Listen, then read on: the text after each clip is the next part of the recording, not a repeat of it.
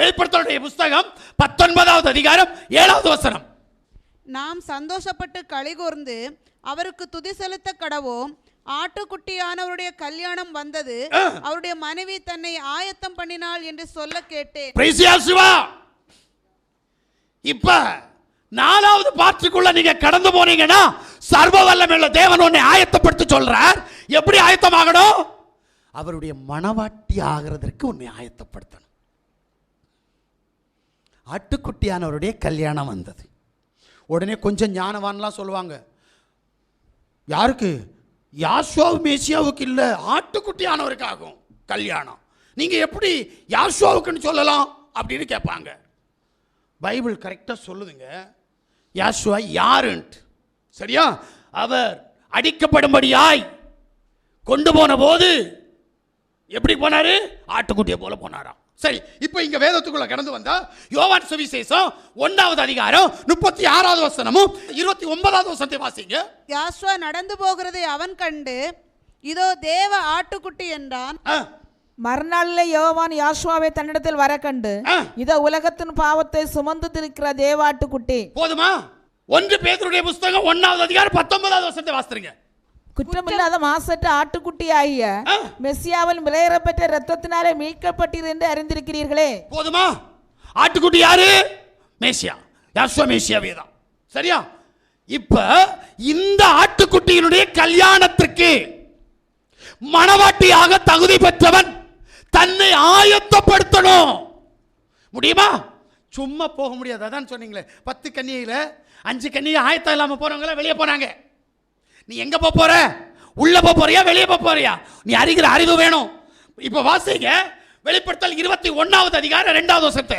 யோவானாகிய நான் புதிய எருசலேமாகிய பரிசுத்த நகரத்தை தேவனிடத்திலிருந்து பரலோகத்தை விட்டு இறங்கி வர கண்டேன். அது தன் புருஷனுக்காக அலங்கரிக்கப்பட்ட மணவாட்டியை போல ஆயத்தமாக்கப்பட்டிருந்தது. நல்லா கேட்டுடுங்க. இப்போ புருஷனுக்காக அலங்கரிக்கப்பட்ட ஒரு ஆயத்தம் தேவையாம். இருக்கா? அப்ப இன்னும் உன்னிட்ட அலங்காரம் இல்லை, உன்னை தகுதிப்படுத்தல. நீ தகுதி இல்லாம மனைவி ஆக முடியாது. இப்ப இங்க இருக்கிற சகோதரிகள் எல்லாரையும் நான் பார்க்கிறேன். கல்யாணம் ஆனவங்க யாருமே தன்னை தகுதிப்படுத்தாம கல்யாணத்துக்கு போனதில்லை. ஒருவேளை நீங்க சொல்லலாம், அப்போ அவங்க 2 பேரும் ஓடி போய் கல்யாணம் கட்டினாங்களே, அவங்க தகுதி இருந்துச்சா அப்படின்னு கேட்டா, உண்மை. அந்த பிள்ளை தன்னுடைய வீட்டை விட்டு இறங்குற நேரம் அவள் தன்னை தகுதிப்படுத்துகிறாள். என் தாய் தகப்பன் எனக்கு வேண்டாம், நான் கட்டிக்க போகிற இந்த பையன் எனக்கு போதும் என்கின்ற யோசனைக்குள்ளாக கடந்து போய்தான் அவள் வெளியிறங்குகிறாள். அங்க ஒரு தகுதி இருக்கு. இதுக்கு பின்னாடி எங்க போய் கல்யாணம் கட்டணும்னாலும் அவ தலை சீவி இருப்பா. தன்னுடைய முகத்திற்கு அவள் அலங்காரம் ஏதோ பண்ணி இருப்பாள், வஸ்திரம் ஏதோ மாற்றி இருப்பாள். அல்லேலூயா.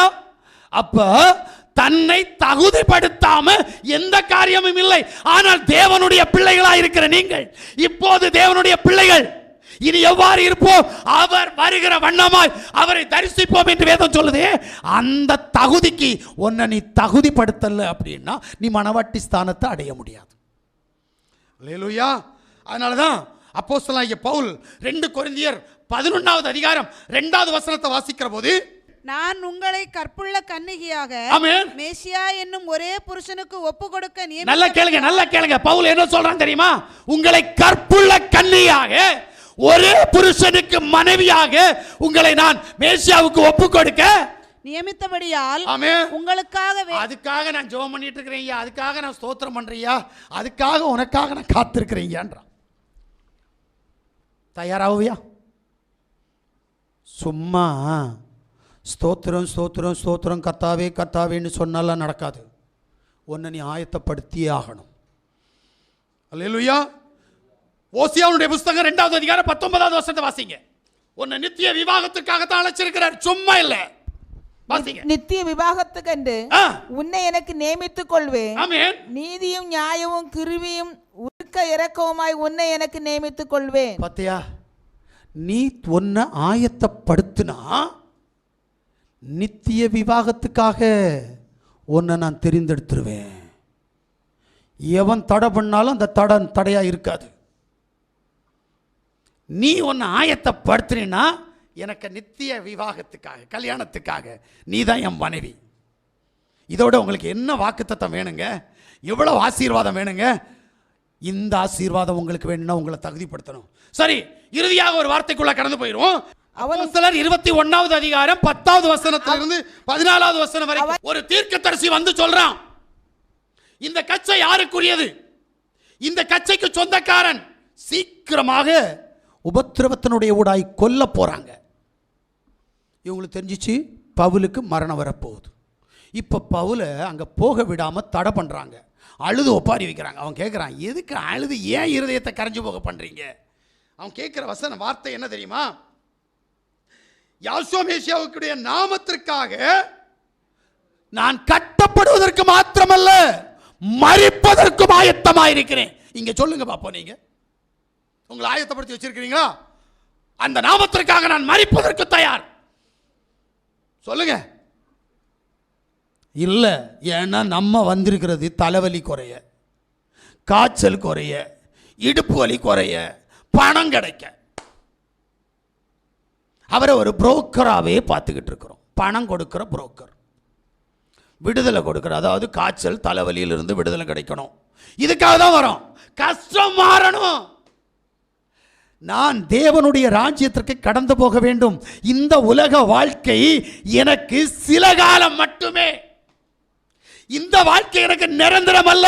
நிரந்தரமான ஒரு வாழ்க்கை எனக்கு இருக்கு. யோசிக்கிறீங்களா? என்னைக்காவது யாராவது யோசித்திருக்கீங்களா? இல்லையே.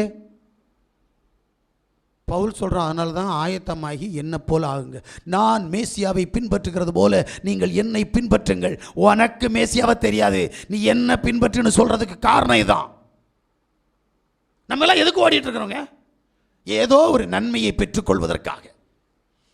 நீங்கள் தேவை அவருடைய ராஜ்யத்துக்கு போகிறதுக்காக நீங்கள் ஓடணும். அல்லேலூயா.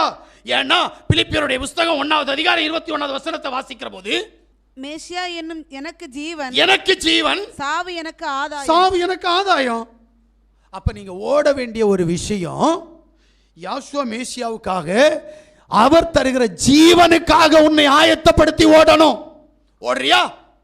உன்னுடைய ஓட்டம் அப்படி இருக்கா? இல்லையே. யாத்திராகமத்துடைய புஸ்தகம் 23வது அதிகாரம் அதனுடைய 20வது வசனத்தை வாசிங்க. வழியில் உன்னை காக்கிறதற்கும் நான் ஆயத்தம் பண்ண ஸ்தலத்துக்கு உன்னை கொண்டு போய் சேர்க்கிறதற்கும் இதோ நான் ஒரு தூதனை உனக்கு முன்னே அனுப்புகிறேன். போதுமா? தேவன் உனக்கு நல்ல வார்த்தையை கொடுத்துட்டார். நீ ஆயத்தமாக வேண்டிய காரியங்களுடைய ஊடாய் நீ கடந்து போவதற்கு பரலோகத்தின் தேவன் சொல்றார், நீ தயார் அப்படின்னா, ஒன்னு ஆயத்தப்படுத்த நீ தயார் அப்படின்னா, நான் என் தூதனை உனக்கு அனுப்பி தரேன், நீ கரெக்டா வாழ்றதுக்கு. அல்லேலூயா. இப்ப நாம தயாரா?